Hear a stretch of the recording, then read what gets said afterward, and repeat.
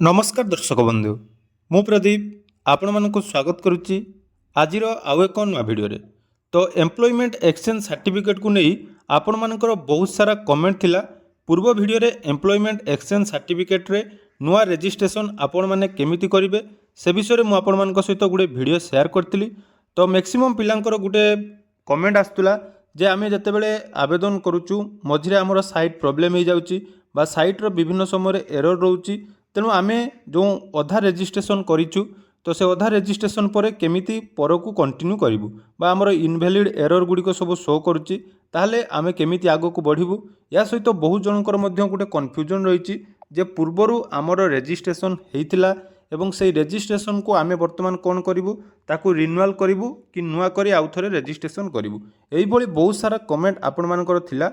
तेणु आसतु से समस्त कमेंटर डिटेल्स अपडेट आज भिडियो मु आपण मानक सहित शेयर करी एथिरे आमे बहुत किछि डिटेल्स जानिबा जेमिति कि जो मानकर रिन्यूअल केमिति होबो दुई नंबर आमे जानिबा जो मानकर मझिरे एरर आसुची से माने कोन करिवे आ गुटे जानिबा जे आपण मानकर जदि वर्तमान कोनोसी कारणरू निजर एम्प्लॉयमेंट एक्सचेंज सर्टिफिकेट टी भूल हो जाइछि बा सेथिरे आपण माने किछि चेंजेस करिया पई चाहुचंती ताहले आपण माने केमिति करिवे। तेणु भिडियो को जमार स्किप न करी प्रथम शेष पर्यंत देखूँ जहाद्वारा कि एम्प्लॉयमेंट एक्सचेंज जहाँ भी आपण मानकर कमेंट थिला बा आपण मानकर डाउट रही आज ये भिडियो से सब विषय डिटेल्स आलोचना करबा। ता पूर्व जदि चैनल को प्रथम दर विजिट करछंती वीडियो को लाइक करेंगे चैनल को सब्सक्राइब करने सहित पाखे थिबा बेल आइकन को क्लिक करी ऑल ले सेट करदेवे। तो समस्ते जानिथिबे वर्तमान ओ ट्रिपल सी रे जो आरआई एआरआई अमीन आईसीडीएस सुपरवाइजर जूनियर असिस्टेंट ये सब वैकेंसी आसीची सेतिरे जेतेबेले आपण माने जूनियर असिस्टेंट पई आवेदन करूचंती ताहले आपण मानकर एम्प्लॉयमेंट एक्सचेंज सर्टिफिकेट टी मागुची जेहेतु एटा डिस्ट्रिक्ट कैडर रो आपण मानकर जॉब रहिची तेणु सेम डिस्ट्रिक्ट रे आपण मानक पाखरे जदि एम्प्लॉयमेंट एक्सचेंज सर्टिफिकेट अछि ताहले जाई आपण माने एटा आवेदन करि पारिबे। या सहित बहुत जनकर गुटे कन्फ्यूजन रहउची जे हमर जदि स्टेट एम्प्लॉयमेंट एक्सचेंज सर्टिफिकेट अच्छी ताले आम डिस्ट्रिक्ट पर आवेदन करवा कि नहीं देखो आपण मानकर जदि स्टेट गवर्नमेंट आमर स्टेट एम्प्लॉयमेंट एक्सचेंज सर्टिफिकेट अच्छी ताले आपण मानक पई डिस्ट्रिक्ट पर आवेदन करिवार कोनोसी आवश्यक नहीं। तो स्टेट एम्प्लॉयमेंट एक्सचेंज सर्टिफिकेट को नहीं आपण माने जोटा कि ओडिशा पुलिस हो बा जूनियर असिस्टेंट रे वर्तमान जो वैकेंसी बाहरी ताहा आपण माने जाकि आवेदन करि पारिबे। तेणु जो मानकर स्टेट रे रही एम्प्लॉयमेंट एक्सचेंज तांको आ नुआ करिया पई पड़िबोनी एवं जो मानकर एससी एसटी बा स्पेशल एक्सचेंज मध्य करिसंती से माने जाकि निजर एक्सचेंज को कोनोसी परिवर्तन करिवार आवश्यकता नहीं। तेणु एबे आसिला जो मानकर मझिरे रजिस्ट्रेशन करथिले बा आगुर आपण मानकर रजिस्ट्रेशन हेइची तार वैलिडिटी वर्तमान शेष हो जाइछि ताहले आपण माने कोन करिवे। तो देखंतु जदि पूर्वरु आपण मानकर रजिस्ट्रेशन हेइतिला एवं वर्तमान तार वैलिडिटी आपण मानकर 2026 फेब्रुआरी पूर्वरु सरी जाइछि ताहले आपण मानकु सेटा कोन करिया पई पड़िबो ना रिन्यूअल करिया पई पड़िबो। रिन्यूअल मध्य कोनोसी प्रॉब्लम नाही खाली गुटिए क्लिक रे आपण मानकर रिन्यूअल हेइ पारिबो। देखंतु पोर्टल पूरा स्लो अछि बहुत स्लो दीर्घ 2 दिन है मुझे आपण मान सहित वीडियो बनवाई चेष्टा करुच्ची किंतु पोर्टाल जहाँकि टोटाली आपण मानकर काम करूना। तेणु जेहेतु वर्तमान पोर्टाल ओपन है तेणु मुझे आपण मान सहित वीडियो डिटेल्स गुड़िक शेयर करदे। देखो ये आपण मानकर रही नुआ रजिस्ट्रेशन एवं आपण मानकर नुआ रजिस्ट्रेशन को माने करेंगे सेटा मु आपण मानक पूर्व वीडियो रे कर देछि। तेणु पूर्व वीडियो लिंक मु डिस्क्रिप्शन में देदेवी जो माने नुआ रजिस्ट्रेशन करने चाहूँगी से वीडियो को देखी जितेबाला साइट प्रॉपर चलुची आपण माने सही समय जाकि रजिस्ट्रेशन करंतु एवं मन रखंतु मोबाइल रे रजिस्ट्रेशन करने समय आपण माने गोटे भल नेटवर्क रे थिबे एवं आपण मानकर जो कॉल कि अन्य सब नोटिफिकेशन को ऑफ करदेवे कारण जदि से समय किसी नोटिफिकेशन आसी जाउची आपण माने भूल अलग किसी पेज ओपन कर दउचंदी ताले मैक्सिमम टाइम रे एटा कटि जाउची। तापर देखंतु मेन आमर रहिला नुआ रजिस्ट्रेशन आपण माने एठी करिवे नुआ रजिस्ट्रेशन विषय मु किछि कहू नै कारण ऑलरेडी वीडियो अछि आपण माने सेटा देखि पारिबे। आमर मुख्यतः एठी आमे देखिबा जे रिन्यूअल को माने करिवे एवं डिलीट आपण माने केमिति करिवे एवं कैंडिडेट डिटेल्स पर एनएससी जानिबा। देखो जो नुआ रजिस्ट्रेशन करने समय जदि आपंकर कौन कारण मझे सर्वर एरर देखा कटि जाऊँगी ताले सेठी आपण माने कौन करेंगे ना रजिस्ट्रेशन करने समय देखो राइट साइड आपंकर आसूब जोटा कि रजिस्ट्रेशन नंबर तो से रजिस्ट्रेशन नंबर को आपण माने कॉपी करने कॉपी कलापर ये आपण मानक यूजर आईडी और पासवर्ड दे लॉगिन करने पड़ो।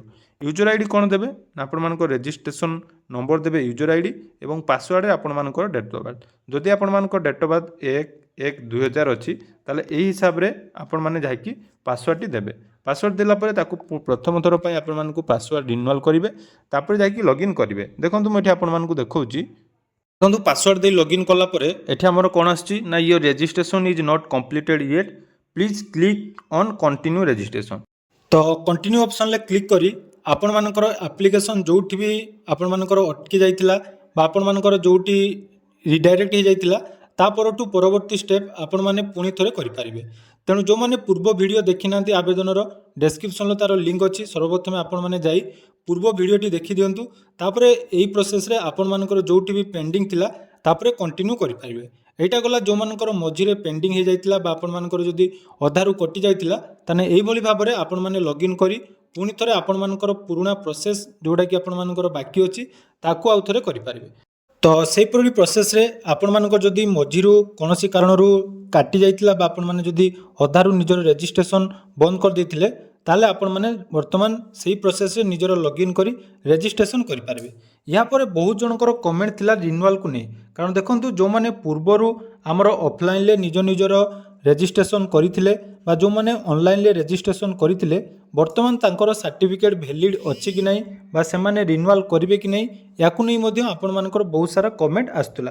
तो तेणु आसतु से विषय में इंपोर्टाट अपडेट जानिबा। सर्वप्रथम देखंतु जो एम्प्लॉयमेंट एक्सचेंज सर्टिफिकेट आपण माने ऑफलाइन ले हो बा ऑनलाइन ले करिसंती तार वैलिडिटी आपण मानकर 3 इयर्स रहुची अर्थात आवेदन करिवार 3 वर्ष पर्यंत आपण मानकर सेटा वैलिडिटी रहउची एवं 3 वर्ष परे जाई आपण माने ताकू रिन्यूअल करि परिबे।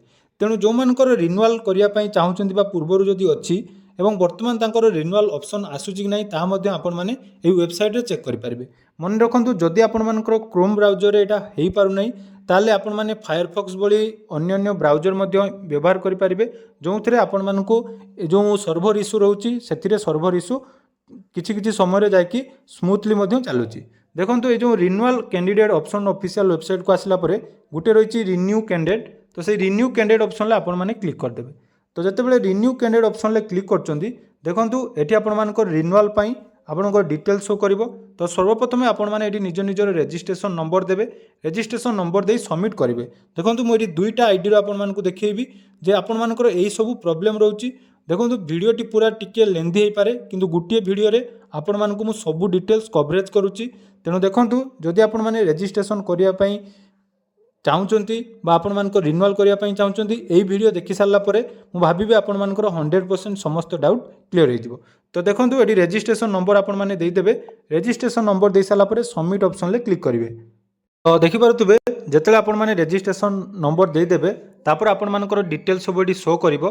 तापर देखंतु एइटी आसिला मोस्ट इंपोर्टेंट जे आपण मानकर रजिस्ट्रेशन जोटा करिसंती तो सेई रजिस्ट्रेशन आपण मानकर रिन्यूअल डेट अर्थात आमर जोटा कि मु आपण मानकू गुटे देखौची तांकर 2023 रे देखंतु रजिस्ट्रेशन हेइतिला।